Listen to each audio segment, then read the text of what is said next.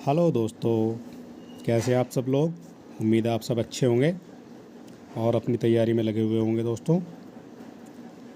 और जैसा आपको पता है हमारी सीरीज चल रही है, प्रैक्टिस सेट चल रहा है हमारा 40 क्वेश्चन का। तो हमारे जो हैं 3 प्रैक्टिस सेट हो चुके हैं और ये हमारा 4th नंबर का प्रैक्टिस सेट है दोस्तों। और क्वेश्चन आपको बेहतरीन मिलते हैं हमारे यहाँ पे सारे, और एक एक क्वेश्चन सिलेक्टेड क्वेश्चन है और बड़ा ही समय लगता है दोस्तों इस तरह के क्वेश्चन निकालने के लिए। कई कई घंटे लग जाते हैं दोस्तों क्वेश्चन को मैनेज करने में, क्वेश्चन को इकट्ठा करने में, ठीक है। और किस किस तरह से हमें ही पता है कितनी मेहनत करते हैं आपके लिए। तो अगर आपको हमारा वीडियो पसंद आता है तो आप हमारे चैनल को सब्सक्राइब करें और एक लाइक करके हमें मोटिवेट कर सकते हैं, ठीक है दोस्तों। तो चलिए, हमें पता है आपका समय बहुत कीमती है, हम आपका ज़्यादा समय नहीं लेंगे। और आज जो है हमारे पास हैं पॉलिटी के 40 महत्वपूर्ण प्रश्न, ठीक है दोस्तों। और इसी तरह का हमारा जो उद्देश्य है, कम समय में बेहतर तैयारी कराने का उद्देश्य है आपके हित में।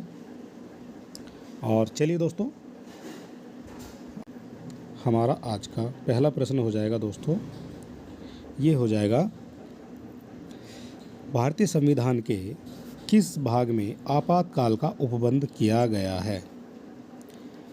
भाग 15 में, भाग 16 में, भाग 17 में या भाग 18 में। तो बताइए दोस्तों, किस भाग में आपातकाल का उपबंध किया गया है। तो आंसर हो जाएगा दोस्तों डी, भाग 18 में। भाग 18 में भारतीय संविधान के आपातकाल का उपबंध किया गया है। और इसकी डिटेल देख लेते हैं दोस्तों। भारतीय उपबंध जो है, भारत शासन अधिनियम, ये 1935 से लिया गया है। और भारतीय संविधान के भाग 18 में अनुच्छेद 352 से 360, एक आपका 352 हो जाएगा, ठीक है दोस्तों, 356 हो जाएगा और आपका 360 हो जाएगा। और ये 352 से 360 तक आपातकाल से संबंधित उल्लेख है, ठीक है दोस्तों। और ये प्रावधान जो है केंद्र को किसी भी असामान्य स्थिति में प्रभावी रूप से निपटने के लिए सक्षम बनाते हैं, ठीक है दोस्तों।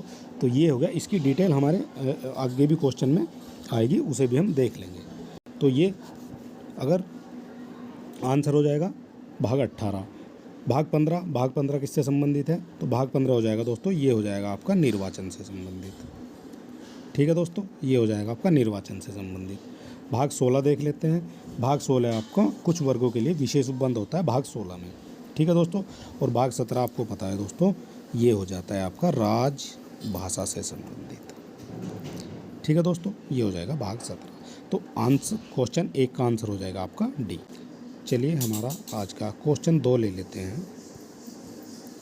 क्वेश्चन 2 हो जाएगा हमारा, निम्नलिखित पर विचार कीजिए, आंतरिक अशांति, सशस्त्र विद्रोह, बाह्य आक्रमण या युद्ध।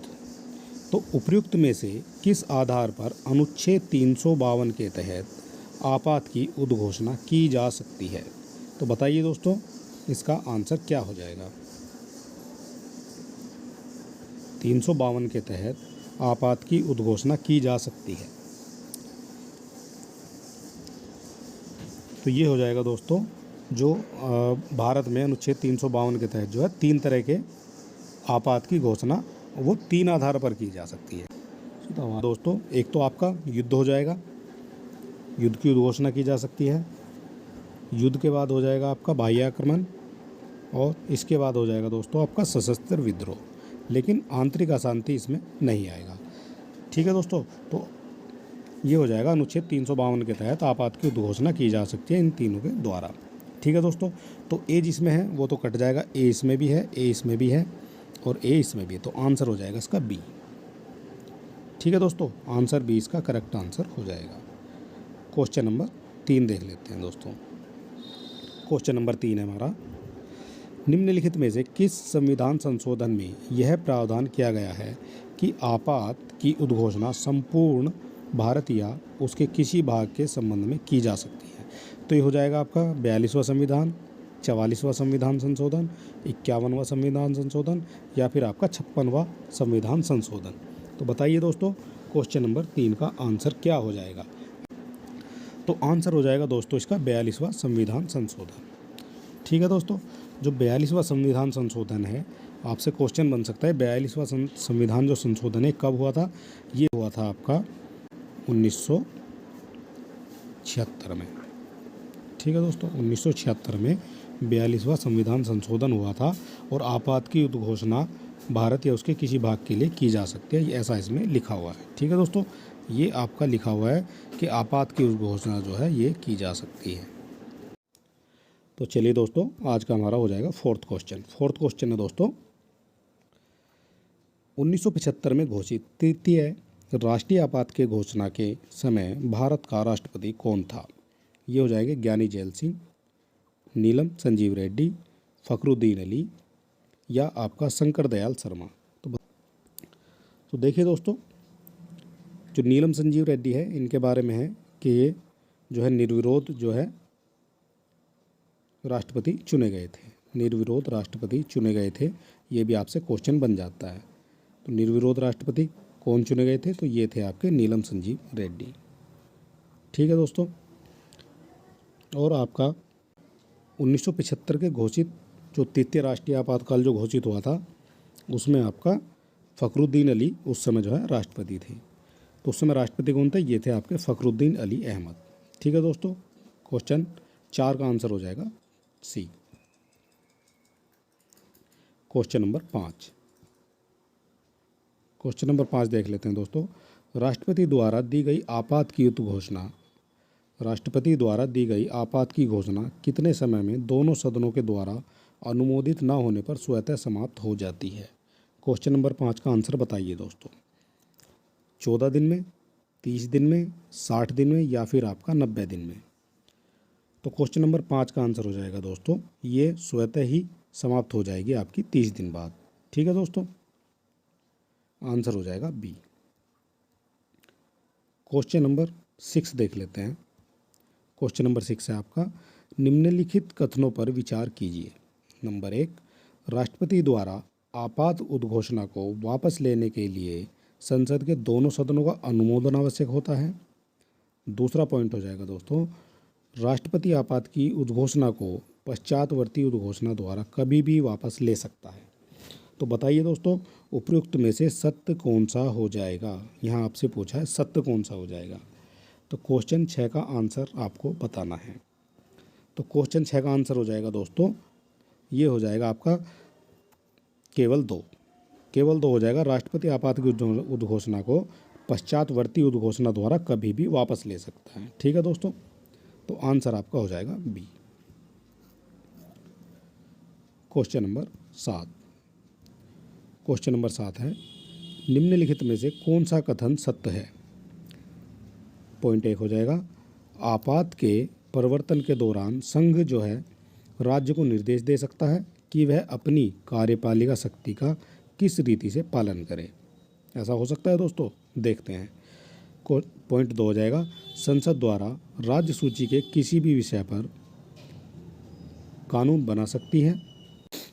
पॉइंट 3 हो जाएगा दोस्तों, संसद द्वारा बनाई गई विधि उद्घोषणा के प्रवर्तन में न रहने पर 6 माह बाद समाप्त हो जाती है। तो बताइए दोस्तों, कौन सा आंसर आपका सही हो जाएगा? तो क्वेश्चन नंबर आंसर देख लेते हैं क्वेश्चन नंबर 7 का। तो आपातकाल के जब आपातकाल परिवर्तन में रहता है, जब आपातकाल जो है परिवर्तन में रहता है तो संघ की जो कार्यपालिका होती है उसका विस्तार राज्यों को यह निर्देश देने तक हो जाता है कि वह अपनी कार्यपालिका शक्ति का प्रयोग किस रीति से करे। ठीक है दोस्तों, तो ये आपका हो जाएगा करेक्ट, पहला ऑप्शन आपका करेक्ट हो जाएगा। बात करते हैं दूसरे ऑप्शन की। तो संसद जो है विधायी शक्ति का विस्तार हो जाता है, जब संसद की विधायी शक्ति का विस्तार हो जाता है तो वह राज्य सूची के किसी भी विषय पर कानून बना सकती है। ठीक है दोस्तों, पॉइंट 3 देख लेते हैं दोस्तों, संसद द्वारा बनाई गई विधि, संसद द्वारा बनाई गई विधि आपात की समाप्ति के 6 माह बाद स्वतः ही समाप्त हो जाती है। तो आपके जो है तीनों पॉइंट ये आपके करेक्ट हो जाएंगे। तो ऑप्शन इसमें सी सही हो जाएगा। क्वेश्चन नंबर 8 देख लेते हैं दोस्तों। क्वेश्चन नंबर 8, संसद द्वारा एक बार अनुमोदित होने के बाद आपात की उद्घोषणा कितने समय तक लागू रहती है? 1 माह तक, 3 माह तक, 6 माह तक या आपकी 1 वर्ष तक। तो बताइए दोस्तों, क्वेश्चन नंबर 8 का सही आंसर क्या हो जाएगा? तो ये हो जाएगा दोस्तों 6 माह तक वो जो है लागू रहती है। संसद द्वारा एक बार अनुमोदित हो जाने के बाद आपात की उद्घोषणा जो है ये आपकी 6 माह तक लागू रह सकती है। ठीक है दोस्तों। Question number 9। क्वेश्चन नंबर 9 है दोस्तों, राज्यों में संवैधानिक तंत्र के विफल हो जाने पर, जब हमारा संवैधानिक तंत्र होता है वो विफल हो जाने पर किस अनुच्छेद के तहत राष्ट्रपति द्वारा राष्ट्रपति शासन की उद्घोषणा की जाती है? ये हो जाएगा आपका अनुच्छेद 355, अनुच्छेद 356, अनुच्छेद 357 या अनुच्छेद 358। तो ये हो जाएगा आपको अनुच्छेद जो है 356 के द्वारा। ठीक है दोस्तों। तो अनुच्छेद 356 लागू हो जाएगा उस समय। बाकी देख लेते हैं। ये हो जाएगा आपका भारतीय संविधान में आपात उपबंधों को 3 भागों में बांटा गया है। ठीक है दोस्तों, ये चीज़ आपको पॉइंट है, ये आपको नोट करके रख लेना है, ये चीज़ आपको भूलनी नहीं है। ठीक है दोस्तों। और 3 भाग कौन कौन से हैं? एक तो राष्ट्रीय आपात होता है, ये आपका 352 के द्वारा, अनुच्छेद 352 में जो है प्रावधान है इसका। राज्यों में असंवैधानिक तंत्र की विफलता, जो भी हमने आज क्वेश्चन किया है ये वो है, ये आपका हो जाएगा 356 में। ठीक है दोस्तों। अनुच्छेद 356 में राज्यों में संवैधानिक तंत्र की विफलता का जो है प्रावधान है। ठीक है दोस्तों। और लास्ट तीसरा हो जाता है आपका वित्तीय आपात। तो वित्तीय आपात की बात कौन करता है? तो ये हो जाएगा 360। एक क्वेश्चन आपसे ये बन सकता है दोस्तों, किस आपातकाल में आपात शब्द का उल्लेख नहीं किया गया है? तो ये कौन सा हो जाएगा दोस्तों? तो इसमें आप देख सकते हैं ये क्वेश्चन दोस्तों पूछा गया है। ठीक है, इसलिए मैं आपको बता रहा हूँ। और ये किस में आपातकाल में आपात शब्द का प्रयोग जो है नहीं किया गया है? तो आप देखेंगे दोस्तों अनुच्छेद 356 में आपात शब्द का प्रयोग नहीं किया गया है। इसमें किया गया है संवैधानिक तंत्र की विफलता। ठीक है दोस्तों, ये बड़ा ही इंपॉर्टेंट पॉइंट है, ये आपको नोट करके रख लेना है। अनुच्छेद 356 में संवैधानिक तंत्र की विफलता जो है शब्द का इस्तेमाल किया गया है आपातकाल के स्थान पर। ठीक है दोस्तों। और बाकी में आपका राष्ट्रीय आपात हो जाएगा और यहाँ आपका वित्तीय आपात हो जाएगा। ठीक है दोस्तों, ये चीज़ आपको समझ लेनी है। तो आंसर हमारा हो गया था इसमें बी। क्वेश्चन नंबर 10 देख लेते हैं दोस्तों। क्वेश्चन नंबर 10 हो जाएगा हमारा, आपातकाल के दौरान मूल अधिकारों पर पड़ने वाले प्रभाव के बारे में निम्न अनुच्छेद में प्रावधान किया गया है। अनुच्छेद 358 में, अनुच्छेद 359 में ए और बी दोनों सही हो जाएंगे या फिर इनमें से कोई सा भी सही नहीं होगा। तो आंसर देख लेते हैं। आंसर देखने से पहले हम पॉइंट देख लेते हैं। 44वें संविधान संशोधन जो 44वां था वो 1978 में हुआ था। उसने यह स्पष्ट किया कि राष्ट्रपति शासन जो है राष्ट्रीय आपातकाल के दौरान अनुच्छेद 20 और 21 को निलंबित नहीं किया जा सकता। तो जो 44वां संविधान हुआ था ये एक अलग से क्वेश्चन बन सकता है। 44वां संविधान कब हुआ था? तो ये आपका 1978 में हुआ था। ठीक है दोस्तों, ये एक क्वेश्चन बन गया है।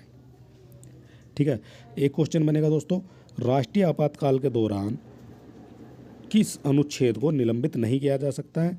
तो ये हो जाएगा आपका अनुच्छेद 21 और 20 को निलंबित नहीं किया जा सकता है। ये आपका एक्स्ट्रा क्वेश्चन बन जाएगा दोस्तों। आपातकाल के दौरान मूल अधिकारों पर पड़ने वाले प्रभाव के बारे में अनुच्छेद 358 में भी प्रावधान है और 359 में भी प्रावधान है। तो आंसर इसका हो जाएगा दोस्तों, बोथ हो जाएगा ए एंड बी। दोनों ऑप्शन जो है वो आपके करेक्ट हो जाएंगे। तो 10 का आपका आंसर हो जाएगा सी। तो चलिए दोस्तों क्वेश्चन नंबर 11 देख लेते हैं। क्वेश्चन नंबर 11 है दोस्तों, किस राज्य में राष्ट्रपति शासन लगाए जाने के विषय में निम्नलिखित कथनों पर विचार कीजिए। एक देख लेते हैं दोस्तों, राज्य विधानमंडल की शक्तियां संसद द्वारा प्रयोग की जाएंगी।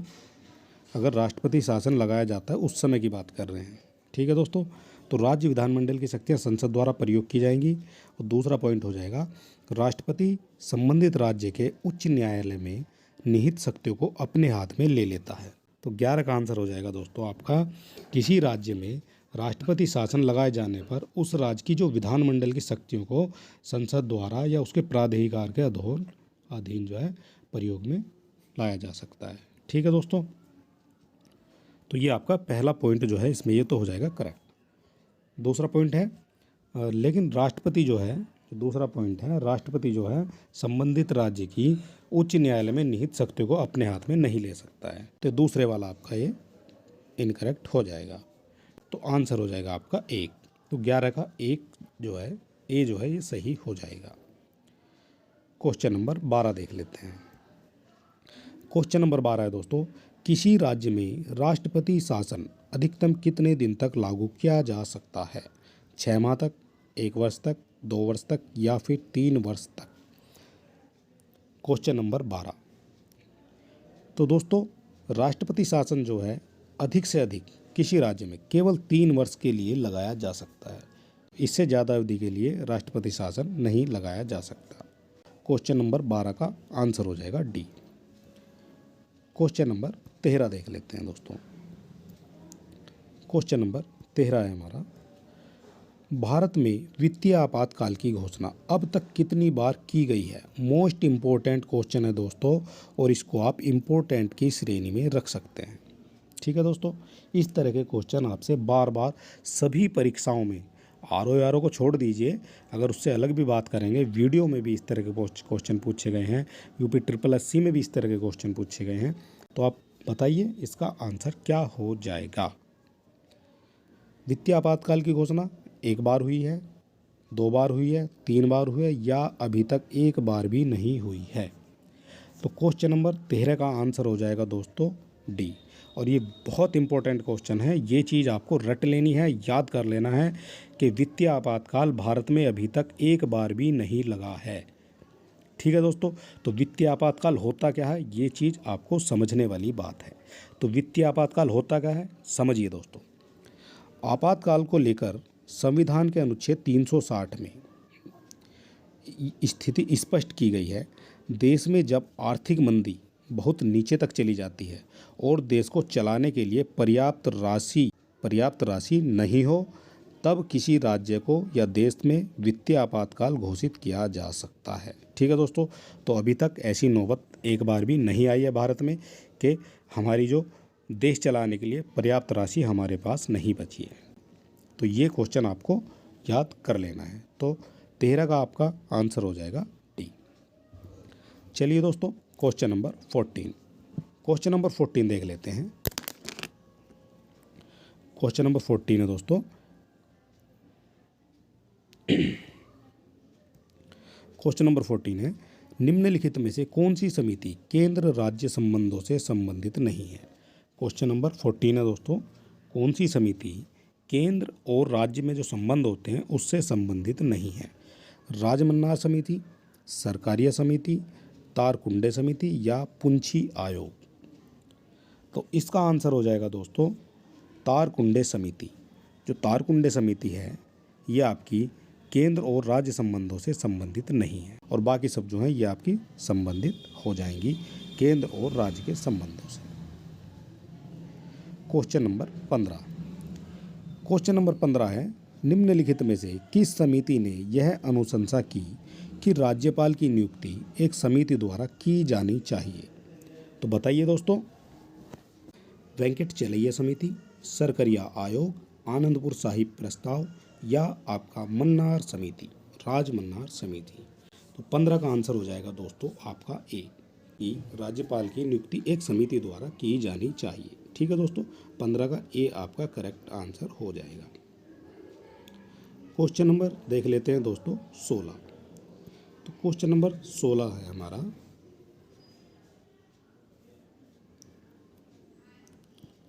क्वेश्चन नंबर 16 देख लेते हैं। पंचायत राज व्यवस्था को मजबूत बनाने के लिए ग्रामोद्योग समिति का गठन किसकी अध्यक्षता में किया गया था? बलवंत राय मेहता, PK थुंगन समिति, अशोक मेहता या आपका डॉक्टर PVK राव समिति? तो बताइए दोस्तों क्वेश्चन नंबर 16 का आंसर क्या हो जाएगा? तो क्वेश्चन नंबर 16 का आंसर हो जाएगा दोस्तों, ये हो जाएगा आपका बलवंत राय मेहता समिति। तो पंचायती राज व्यवस्था को मजबूत बनाने की सिफारिश करने के लिए 1957 में ये आप देख सकते हैं दोस्तों, सभी समिति दी हुई है। तो बलवंत राय मेहता समिति जो है ये 1957 में आई थी। ठीक है दोस्तों, और इनका उद्देश्य क्या था, ग्रामोद्योग जो पंचायत राज व्यवस्था को मजबूत बनाने के लिए। ठीक है दोस्तों, इसके बाद आपकी 1977 में आई थी अशोक मेहता समिति। इसके बाद 85 की बात कर लेते हैं, तो ये जीवी के राव समिति जो है आपकी 1985 में आई थी। LM सिंघवी ये आपका 86 में आई थी, और PK थुंगन समिति ये आपका 89 में आई थी। ठीक है दोस्तों, ये आप याद किस तरह से कर सकते हैं, ये आपका त्रिस्तरीय की बात करते हैं। इन्होंने आपकी त्रिस्तरीय पंचायती राज व्यवस्था की बात की है। ठीक है दोस्तों, पंचायती राज व्यवस्था की बात की है। अशोक मेहता ने 2 स्तरीय की बात की है। इसको आप किस तरह से याद रखेंगे, तो देखिए दोस्तों, बलवंत राय मेहता ये 3 अक्षर का नाम है, तो इन्होंने त्रिस्तरीय पंचायत राज व्यवस्था की सिफारिश की थी। ठीक है दोस्तों, और जो अशोक मेहता है ये 2 अक्षर का नाम है, अशोक मेहता, तो इन्होंने आपकी 2 स्तरीय पंचायत समिति की बात की थी। ठीक है दोस्तों, तो ये याद करने का बड़ा ही आसान तरीका है। ठीक है, और आपको ट्रिक व्रिक कुछ लगाने की इसमें ज़रूरत नहीं है, बस इस तरह से आप याद रखिए, 3 नाम वाला त्रिस्तरीय, 2 नाम वाला 2 स्तरीय। ठीक है दोस्तों, और इनमें से बाकी बहुत ही कम पूछी जाती हैं। आपसे LM सिंधवी भी पूछी जाती है, और ये तुंगन तो ये बहुत कम पूछी जाती है। बाकी इंपॉर्टेंट तो आपके लिए दोस्तों सभी हैं, आपको सभी को पढ़ के जाना है, क्योंकि RO का पेपर है, कोई मजाक बात नहीं है दोस्तों। ठीक है, चलिए दोस्तों देख लेते हैं हमारा क्वेश्चन नंबर 17। तो क्वेश्चन नंबर 17 हो जाएगा दोस्तों हमारा, 73वां संविधान संशोधन अधिनियम पूरे देश में कब से लागू हुआ था। तो जो 73वां संविधान संशोधन था दोस्तों, ये कब से लागू हुआ था, तो ये हो जाएगा आपका 24 अप्रैल 1993 से। जो 73वां संविधान संशोधन था पूरे देश में कब से लागू हुआ था, ये आपका 1993 से लागू हुआ था। लेकिन इससे एक क्वेश्चन और बन जाता है दोस्तों, जो 73वां संविधान संशोधन है ये पारित कब हुआ था, तो दोस्तों इसका पारित हुआ था ये आपका 1992 में। ठीक है दोस्तों, ये भी आपसे पूछा गया है कई बार परीक्षाओं में। 73वां संविधान संशोधन जो है ये 1992 को पारित हुआ था, और इस विधेयक पर जो सहमति प्रदान की गई थी वो 1993 में की गई थी। डेट भी बहुत कम पूछी जाती है। ठीक है, अगर डेट पूछी भी जाती है तो आप याद रख सकते हैं दोस्तों, ये 24 अप्रैल की डेट है, और अगर पारित की बात है तो पारित जो है 23 दिसंबर 1992 में हुआ था। ठीक है दोस्तों, 73वां संविधान संशोधन। तो चलिए दोस्तों देख लेते हैं नेक्स्ट पॉइंट, ये है आपका एक्स्ट्रा फैक्ट। पंचायती राज संस्थान का गठन 73वें संविधान संशोधन अधिनियम द्वारा 1992 में किया गया था। ठीक है दोस्तों, इस अधिनियम द्वारा भारतीय संविधान में एक नया भाग जोड़ा गया, भाग 9। ये भाग 9 भी आपसे कई बार पूछा गया है दोस्तों क्वेश्चन। ये इंपॉर्टेंट फैक्ट है दोस्तों, जो आपसे बार बार परीक्षाओं में पूछा जाता है। इसमें अनुच्छेद 243 से 243 ओ तक जोड़ा गया है। एक क्वेश्चन दोस्तों ये बन गया अलग से, ये किस अनुच्छेद के अंतर्गत आता है, ये 243 से और 243 ओ के अंतर्गत आता है। ठीक है दोस्तों, ये भी आपसे अलग से क्वेश्चन बन गया। इस अधिनियम द्वारा संविधान में एक नई 11वीं अनुसूची भी शामिल की गई है। ये क्वेश्चन दोस्तों वीडियो में अब की बार भी पूछा गया था कि 11वीं अनुसूची किससे संबंधित है, तो ये पंचायती राज व्यवस्था से संबंधित है 11वीं अनुसूची। ठीक है दोस्तों, ये वीडियो का अभी लेटेस्ट का क्वेश्चन है जो उसमें भी पूछा गया था। इस तरह से क्वेश्चन निकालते हैं। शामिल भी की गई है, इसमें पंचायतों द्वारा 29 कार्यात्मक विषय शामिल हैं। ठीक है दोस्तों, इसमें पंचायतों के 29 कार्यात्मक विषय भी दोस्तों शामिल हैं। तो ये भी आपसे मोस्ट इम्पोर्टेंट है दोस्तों, इस तरह के क्वेश्चन आपसे पूछे जा सकते हैं। आप क्वेश्चन को इस तरह से पढ़ के जाइए ताकि आपसे कोई भी प्रश्न इस पंचायती राज से बनता है तो आप उसका आंसर फटाक से दे सकते हैं। ठीक है दोस्तों, तो चलिए देख लेते हैं हमारा क्वेश्चन नंबर 18। तो क्वेश्चन नंबर 18 दोस्तों, निम्न में से कौन सा कथन सत्य है। ए, 74वें संविधान संशोधन द्वारा ग्राम सभा को संवैधानिक दर्जा दिया गया है। बी, किसी ग्राम की निर्वाचक नामावली में दर्ज नाम वाले व्यक्तियों को समूह रूप से, जो सामूहिक रूप से ग्राम सभा कहा जाता है। सी हो जाएगा, ग्राम सभा में केवल एक ही गांव शामिल किया जा सकता है। ग्राम सभा में केवल एक ही गांव शामिल किया जा सकता है। ग्राम पंचायत ग्राम सभा के कार्यों का निरीक्षण सब मूल्यांकन करती है। तो बताइए दोस्तों 18 का कौन सा आंसर आपका सही हो जाएगा। और दोस्तों मैंने आपको बताया, आपको सबसे पहले यहाँ ध्यान रखना है, आपसे पूछा गया कथन सत्य है अथवा कथन असत्य है। ठीक है दोस्तों, तो सत्य कथन आपसे पूछा गया है। तो जो 73वां संविधान संशोधन है दोस्तों, 73वां संविधान संशोधन अधिनियम द्वारा ग्राम सभा को संवैधानिक दर्जा दिया गया है, जबकि यहाँ लिखा हुआ है 74वां संविधान संशोधन। ठीक है दोस्तों, तो ये इसकी जगह अगर 73 कर देंगे तो ये आपका सही हो जाएगा, लेकिन ये आपका 74 है तो ये आपका गलत हो जाएगा। दूसरा दिया गया है, ग्राम सभा में एक से अधिक गाँवों को शामिल किया जा सकता है। ठीक है दोस्तों, ग्राम सभा में एक या एक से अधिक गांवों को शामिल किया जा सकता है। तो ये लिखा केवल एक गांव को शामिल किया जा सकता है, ये भी आपका गलत हो जाएगा। ठीक है दोस्तों, डी देख लेते हैं। ग्राम पंचायत ग्राम सभा के कार्यों का निरीक्षण सब मूल्यांकन कर सकती है। ग्राम पंचायत जो है ग्राम सभा के कार्यों का निरीक्षण या सब मूल्यांकन नहीं कर सकती है दोस्तों। ठीक है, तो ये हो जाएगा आपका, एक बचता है आंसर बी, और ये आपका करेक्ट आंसर हो जाएगा। किसी ग्राम की निर्वाचक नामावली में दर्ज नामों वाले व्यक्ति को सामूहिक रूप से ग्राम सभा कहा जाता है। ठीक है दोस्तों, तो ये हो जाएगा आपका ग्राम सभा कहा जाता है। क्वेश्चन नंबर हो जाएगा आपका 19।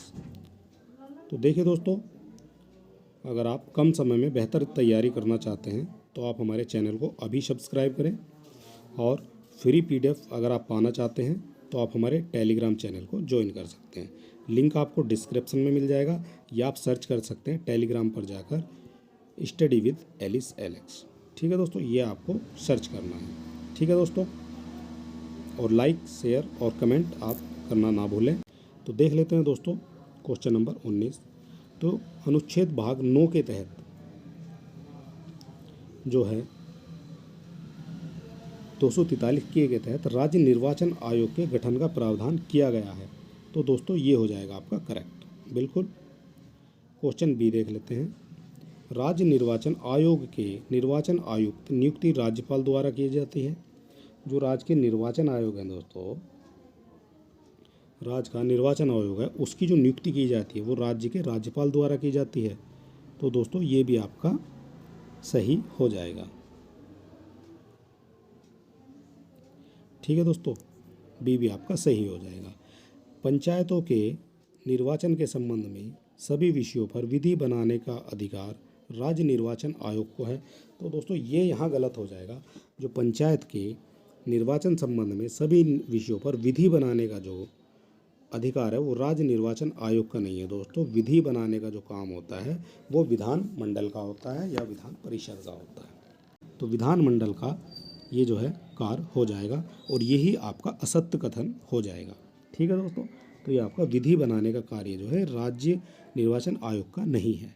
डी हो जाएगा आपका, पंचायत चुनाव का निर्णय राज्य सरकार द्वारा किया जाता है। बिल्कुल करेक्ट हो जाएगा दोस्तों। तो 19 का आपका सी आंसर जो है ये असत्य कथन हो जाएगा। क्वेश्चन नंबर 20 देख लेते हैं दोस्तों। क्वेश्चन नंबर 20 है हमारा, यदि कोई नगर पालिका समय से पूर्व विघटित कर दी जाती है तो निर्वाचन पश्चात गठित की गई नगर पालिका कितनी अवधि के लिए कार्य करेगी। आपको आंसर बताना है दोस्तों। क्वेश्चन 20 का, गठन के 5 साल तक, 6 माह तक, शेष अवधि तक, या उपरोक्त में से कोई नहीं। तो क्वेश्चन नंबर 20 का आपको आंसर बताना है। तो क्वेश्चन नंबर 20 का आंसर हो जाएगा दोस्तों, ये हो जाएगा आपका शेष अवधि के लिए।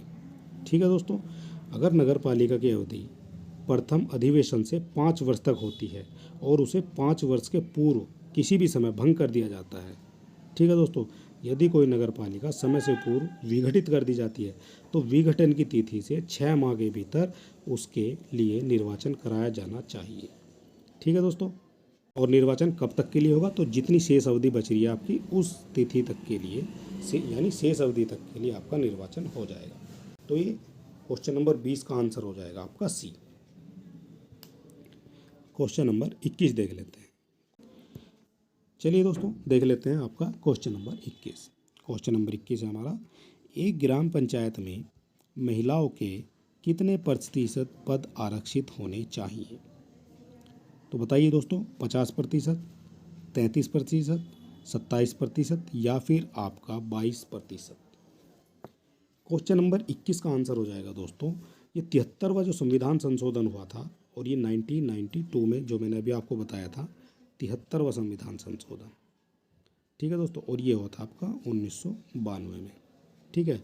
तो उसके अनुसार ग्राम पंचायत स्तर पर महिलाओं के लिए कम से कम 33% आरक्षण की बात कही गई है, ठीक है दोस्तों। तो आंसर हो जाएगा आपका बी। अब हम आरक्षण की कुछ स्थिति देख लेते हैं जो हमारे एशिया की स्थिति है, ठीक है दोस्तों। और ये जो डाटा है ये 3-4 साल पुराना है, लेकिन आपको केवल आपकी नॉलेज के लिए मैंने डाटा आपके सामने रखा है। तो किस तरह से इसको देखते हैं, तो चलिए दोस्तों मैं आपको दिखा देता हूँ। ये डाटा है 3-4 साल पुराना, और स्थिति क्या थी 3-4 साल पहले, अब भी लगभग में ही होगी। तो एशिया की स्थिति है, अगर नेपाल में बात करते हैं तो 275 सीट हैं और 90 जो हैं इसमें महिला सांसद हैं। आप चीन देख लीजिए, 2975 सीट हैं और 742 जो हैं महिला सांसद हैं। तो आप हमें सबका नहीं देखना दोस्तों, हमें भारत का देखना है। 543 जो है लोकसभा की सीटें हैं, और आपको उसमें जो है 66 महिलाएं हैं, और उनका जो परसेंटेज है दोस्तों मात्र 12.1% है, ठीक है दोस्तों। तो आप देखिए 12.1, जबकि होना कितना चाहिए, 33% जो है आरक्षण होना चाहिए।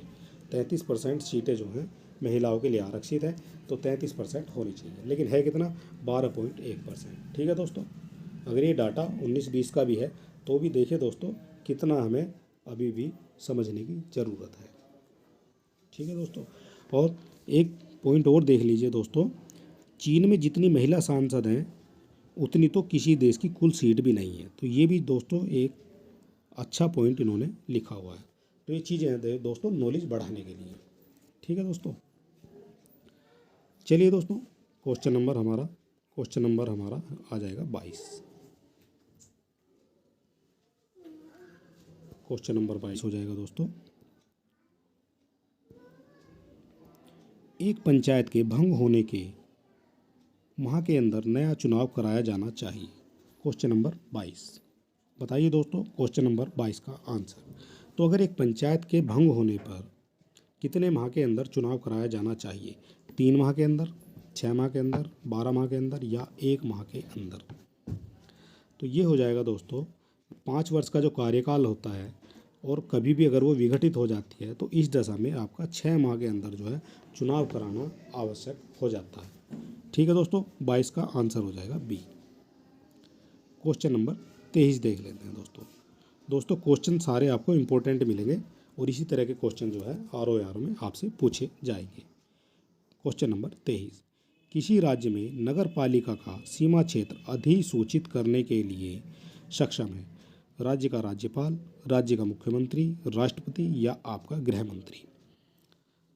तो बताइए दोस्तों 23 का आंसर क्या हो जाएगा। किसी राज्य में नगर पालिका का सीमा क्षेत्र अधिसूचित करने के लिए उसका राज्यपाल ही काफ़ी है, ठीक है दोस्तों। तो आंसर आपका ए करेक्ट हो जाएगा। नगर पालिका की बात करिए दोस्तों तो ये राज्यपाल के अंडर में आ जाएगी। क्वेश्चन नंबर 24 देख लेते हैं दोस्तों। क्वेश्चन नंबर 24 है हमारा, 12वीं अनुसूची में नगर पालिकाओं के लिए कितने विषयों का उल्लेख है? 18 विषयों का, 28 का, 12 विषय या आपके 11 विषय हो जाएंगे? तो बताइए दोस्तों क्वेश्चन नंबर 24 का क्या आंसर हो जाएगा। तो 24 का आंसर हो जाएगा दोस्तों 18 विषय, ठीक है दोस्तों। तो 74वां संविधान संशोधन हुआ था 1992 में, जो हुआ था 74वां संविधान संशोधन, उसमें संविधान में एक नया भाग 9 क्या शामिल किया गया था, ठीक है दोस्तों, और इसे नगर पालिकाएँ नाम दिया गया था, ठीक है दोस्तों। तो 24 का आंसर हो जाएगा आपका ए। क्वेश्चन नंबर 25 देख लेते हैं। भारत का पहला नगर निगम स्थापित हुआ कलकत्ता में, मद्रास में, पटना में या अजमेर में? तो बताइए भारत का पहला नगर निगम कहाँ स्थापित हुआ था? तो ये हो जाएगा दोस्तों 1687 और 88 की बात करते हैं तो भारत का पहला नगर निगम जो है ये मद्रास में स्थापित किया गया था। आंसर हो जाएगा बी। तो समितियों को संवैधानिक स्थान एवं संरक्षण दिया गया है तो 97वां संविधान संशोधन हो जाएगा। ठीक है दोस्तों, और ये आपका 15 फरवरी 2012 को लागू किया गया था। अगर इसकी डेट पूछते हैं ये हो जाएगा 15 फरवरी 2012 को ये लागू किया गया था। ठीक है दोस्तों, क्वेश्चन नंबर 27 देख लेते हैं। क्वेश्चन नंबर 27 है हमारा, निम्न में से किस समिति ने अनुशंसा की थी कि हर राज्य में एक वित्त आयोग का गठन होना चाहिए? गाडगिल समिति, राजमन्नार समिति, पीके थुंगन समिति या लक्ष्मीमल सिंघवी समिति? तो 27 का हो जाएगा दोस्तों, ये हो जाएगी आपकी पीके थुंगन समिति। ठीक है दोस्तों, तो ये कब की बात है? यह है आपका 1988 की बात है। 1988 में पीके थुंगन समिति ने पंचायती राज व्यवस्था को शक्तिशाली बनाने हेतु संवैधानिक दर्जा दिलाने की सिफारिश की थी। ठीक है दोस्तों, ये हो जाएगा। क्वेश्चन नंबर 28 देख लेते हैं, संविधान का कौन सा भाग सहकारी समितियों से संबंधित है? भाग 9 ख, भाग 14 का क, भाग 15, भाग 19? क्वेश्चन नंबर 28 का आंसर हो जाएगा आपका भाग 9 ख यानी कि ए। भाग 9 ख में सहकारी समितियों को संवैधानिक दर्जा प्रदान किया गया है। ठीक है दोस्तों, 28 का ए आपका करेक्ट आंसर हो जाएगा। क्वेश्चन नंबर 29, राज्य निर्वाचन आयोग का मुख्य कार्य क्या है? विधानसभा चुनाव संपन्न कराना, विधान परिषद चुनाव संपन्न कराना, ग्राम पंचायतों का निर्वाचन संपन्न कराना या उपरोक्त में से कोई नहीं? बताइए दोस्तों 29 का आंसर क्या हो जाएगा? तो 29 का आंसर जो है ये हो जाएगा आपका आंसर सी। राज्य निर्वाचन आयोग ग्राम पंचायतों में निर्वाचन संपन्न कराने का प्राधिकार विभाग होता है। ठीक है दोस्तों, 29 का सी आपका करेक्ट आंसर हो जाएगा। क्वेश्चन नंबर 30, सामुदायिक विकास कार्यक्रम की शुरुआत कब हुई थी?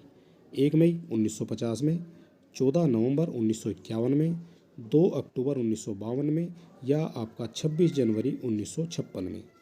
क्वेश्चन नंबर 30, तो क्वेश्चन नंबर 30 का आंसर हो जाएगा दोस्तों ये हुआ था 2 अक्टूबर 1952 में। सामुदायिक विकास कार्यक्रम 2 अक्टूबर 1952 को शुरू किया गया था और इसका जो उद्देश्य था वो था सामुदायिक विकास कार्यक्रम ग्रामीण क्षेत्रों के विकास पर केंद्रित था। ठीक है दोस्तों, ये हो जाएगा 30 का आंसर। क्वेश्चन नंबर 31, राजस्थान के नागौर में सर्वप्रथम अनौपचारिक रूप से पंचायती राज व्यवस्था का उद्घाटन किसके द्वारा किया गया था? गोविंद वल्लभ पंत द्वारा, डॉक्टर राजेंद्र प्रसाद द्वारा, पंडित जवाहरलाल नेहरू द्वारा, डॉक्टर जोगेंद्र मंडल द्वारा? 31 का आंसर आपका करेक्ट आंसर हो जाएगा, ये हो जाएगा आपका पंडित जवाहरलाल नेहरू द्वारा। तो राजस्थान देश का पहला राज्य था जहां पंचायती राज व्यवस्था लागू की गई थी। ठीक है दोस्तों, राजस्थान में पंचायती राज व्यवस्था सबसे पहले लागू की गई थी और राजस्थान का कौन सा क्षेत्र था? वो था आपका नागौर। ठीक है, और ये कब की बात है दोस्तों? ये आपका 2 अक्टूबर, आपसे डेट पूछ लेता है, 2 अक्टूबर 1959 की बात करें। क्वेश्चन नंबर 32 हो जाएगा, उच्चतम और उच्च न्यायालय के अतिरिक्त सभी न्यायालयों का गठन किसके द्वारा किया जा सकता है? संसद द्वारा, राज्य विधानमंडल द्वारा, ए और बी दोनों के द्वारा या उच्चतम न्यायालय के द्वारा? तो क्वेश्चन नंबर 32 का आंसर हो जाएगा दोस्तों दोनों, ए और बी। ये संसद द्वारा भी किया जा सकता है और आपका राज्य विधानमंडल द्वारा भी किया जा सकता है। ठीक है दोस्तों, क्वेश्चन नंबर 33, तो क्वेश्चन नंबर 33 आपका, उच्चतम न्यायालय के लंबित मामलों के संदर्भ में निम्नलिखित में किस प्रकार के मामलों की संख्या सर्वाधिक है? स्पेशल लीव पिटीशन, जनहित याचिका, पुनर्विचार याचिका या आपकी रिट याचिका? 33 का आपका आंसर हो जाएगा ए। स्पेशल लीव पिटीशन जो है दोस्तों इसकी संख्या जो है सर्वाधिक है। तो चलिए दोस्तों क्वेश्चन नंबर 34 का आंसर, निम्नलिखित में से कौन सुमेलित नहीं है। तो दोस्तों ये ध्यान दीजिए आप, कौन सुमेलित नहीं है, नहीं है पूछा आपसे। उच्चतम न्यायालय से परामर्श करने की राष्ट्रपति की शक्ति अनुच्छेद 143 में है। तदर्थ न्यायाधीशों की नियुक्ति अनुच्छेद 131 में है। कुछ दशाओं में दोनों सदनों की संयुक्त बैठक अनुच्छेद 108 में है। और उपराष्ट्रपति का राज्यसभा का पदेन सभापति होना ये अनुच्छेद 64 में हो जाएगा। तो 34 का आंसर हो जाएगा दोस्तों बी। ये आपका इनकरेक्ट है। बाकी उच्चतम न्यायालयों में परामर्श करने की शक्ति जो है वो आपका 143 में दी गई है, आर्टिकल 143 में। ठीक है दोस्तों, कुछ दशाओं में दोनों सदनों की संयुक्त बैठक 108 में है, 108, और इसको ऐसे याद रखते हैं 108 7 ठीक है दोस्तों, ये हो जाएगा आपका 108। उपराष्ट्रपति का राज्यसभा का जो पदेन सभापति होना, ये आर्टिकल 64 की बात कर रहा है। ठीक है दोस्तों, तो आपका आंसर जो है ये बी आपका इनकरेक्ट हो जाएगा। क्वेश्चन नंबर 35, राष्ट्रपति उच्च न्यायालय के किसी न्यायाधीश का एक उच्च न्यायालय से दूसरे उच्च न्यायालय में स्थानांतरण निम्नलिखित में से किसके परामर्श से करेगा? राज्य के महाधिवक्ता से, सर्वोच्च न्यायालय के मुख्य न्यायाधीश से, राज्यपाल से, या आपका इनमें से कोई नहीं। तो बताइए दोस्तों 35 का कौन सा आंसर हो जाएगा? तो बात कर लेते हैं अनुच्छेद 222 की। तो 222 के अनुसार स्थानांतरण से पूर्व जो है राष्ट्रपति सर्वोच्च न्यायालय के मुख्य न्यायाधीश से परामर्श करेगा। ठीक है दोस्तों, तो आंसर हो जाएगा आपका बी, 35 का बी। क्वेश्चन नंबर 36, भारतीय संविधान द्वारा सर्वोच्च न्यायालय की स्थापना से पूर्व निम्नलिखित में से कौन सा सर्वोच्च अपीलीय न्यायालय था? प्रीवी काउंसिल, इलाहाबाद उच्च न्यायालय, संघीय न्यायालय, या उपरोक्त में से कोई नहीं। तो क्वेश्चन नंबर 36 का आपका आंसर हो जाएगा दोस्तों ए, ये हो जाएगा प्रीवी काउंसिल। ठीक है दोस्तों, क्वेश्चन नंबर 36 का ए, सर्वोच्च न्यायालय की स्थापना से पूर्व निम्नलिखित में से कौन सा सर्वोच्च अपीलीय न्यायालय था? ये था आपका प्रीवी काउंसिल। क्वेश्चन नंबर 37 देख लेते हैं दोस्तों, किसी कारण भारत के राष्ट्रपति का पद रिक्त हो जाए और उपराष्ट्रपति का पद खाली हो जाए, तो सर्वोच्च न्यायालय के मुख्य न्यायाधीश की नियुक्ति ना हुई हो, तो उस स्थिति में निम्नलिखित में से कौन राष्ट्रपति के पद पर नियुक्त होगा? प्रधानमंत्री, मुख्य निर्वाचन अधिकारी, लोकसभा अध्यक्ष, या आपका सर्वोच्च न्यायालय का न्यायाधीश। Question number 37 most important question है दोस्तों, देखिए और समझिए। इस स्थिति में अगर राष्ट्रपति का पद रिक्त है और उपराष्ट्रपति का पद जो है वो भी खाली है और सर्वोच्च न्यायालय का जो मुख्य न्यायाधीश है उसकी नियुक्ति नहीं हुई है, तो ये हो जाएगा दोस्तों आपका आंसर डी, सर्वोच्च न्यायालय का अन्य न्यायाधीश। ठीक है दोस्तों, क्वेश्चन नंबर 37 का डी आपका करेक्ट आंसर। तो चलिए दोस्तों क्वेश्चन नंबर 38 देख लेते हैं। क्वेश्चन नंबर 38, न्यायपालिका की स्वतंत्रता का अर्थ है स्वेच्छाचारिता या उत्तरदायित्व का अभाव होना, विधायिका तथा कार्यपालिका द्वारा न्यायालयों के कार्यों में बाधा ना पहुंचाना, सरकार के अन्य अंग द्वारा न्यायपालिका के निर्णयों में हस्तक्षेप करना, और न्यायाधीश द्वारा बिना भय या भेदभाव के अपना कार्य संपन्न करना।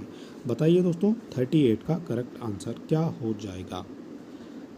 देखिए दोस्तों 38 का करेक्ट आंसर हो जाएगा आपका आंसर सी, 2, 3 और 4।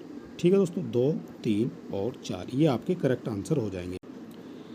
तो चलिए दोस्तों 39 का आंसर देख लेते हैं। 39 का आंसर हो जाएगा आपका उपयुक्त सभी। ठीक है दोस्तों, तो मौलिक अधिकार का क्षेत्र सर्वोच्च न्यायालय के क्षेत्राधिकार के अंतर्गत सम्मिलित है। अपीलीय क्षेत्राधिकार भी है, सलाहकारी क्षेत्राधिकार भी है, और आपका रिट संबंधी क्षेत्राधिकार भी है। तो 39 का डी आपका करेक्ट आंसर हो जाएगा। और क्वेश्चन नंबर आज का हमारा लास्ट हो जाएगा 40 क्वेश्चन। तो ये हो जाएगा आपका, भारतीय न्यायिक व्यवस्था में जब जनहित याचिका की शुरुआत हुई उस समय भारत के प्रधान न्यायाधीश इनमें से कौन थे? बताइए दोस्तों, M Hidayatullah, S A Anand, A M Ahmadi, और P N Bhagwati. Question number 40 का करेक्ट आंसर आपका हो जाएगा पी एन भगवती।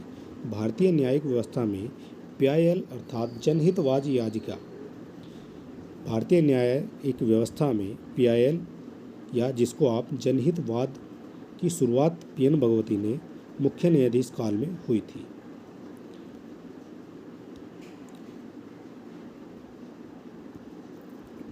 तो चलिए दोस्तों, आज का हमारा वीडियो समाप्त हुआ। और अगर आप कम समय में बेहतर तैयारी करना चाहते हैं तो आप हमारे चैनल को सब्सक्राइब अवश्य कर लें, लाइक करें, शेयर करें, कमेंट करें और हमारे फ्री PDF पाने के लिए हमारे टेलीग्राम चैनल से ज़रूर जुड़ जाएं। धन्यवाद दोस्तों।